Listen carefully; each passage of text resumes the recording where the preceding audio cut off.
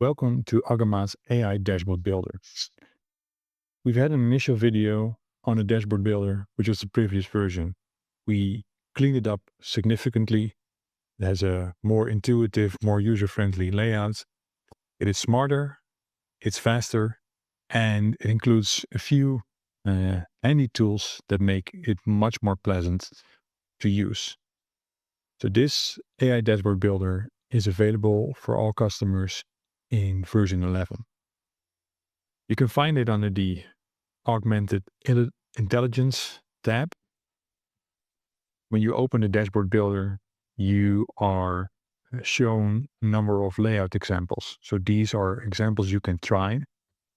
These are prompts that we made for you to give you an insight into what is possible and give you a starting template, so to say.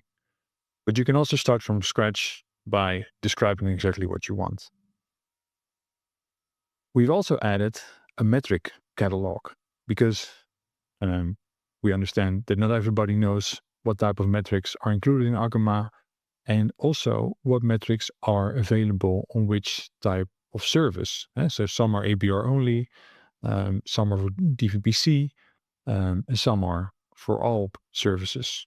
So this is a very handy tool that gives you an overview of what is available in this dashboard builder to be using. So let's start with an example. I'll click on OTT streaming quality.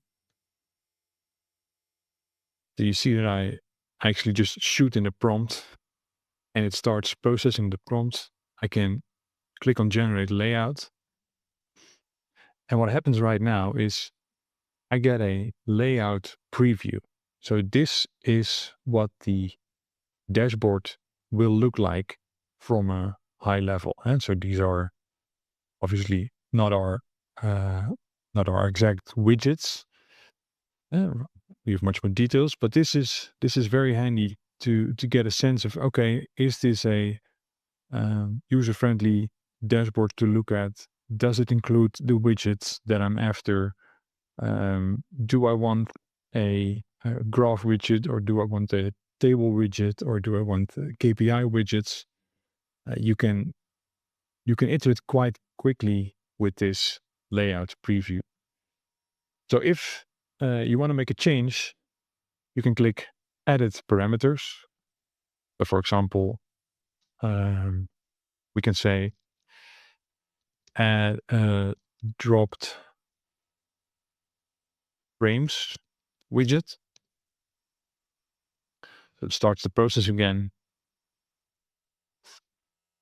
It's done. I can generate a new layout. When the layout is loaded, we should see dropped frames. So here we've got 2 widgets for the price of 1, but it's better than none. But it did what we asked. We asked for dropped frames and it included those. So if we are happy with what we see, we can save the dashboard. We can select the group we want to save it in. We can give it a give it a name. So by default, it gets a generated name, which is not always super clear. So you can edit the name quite right here.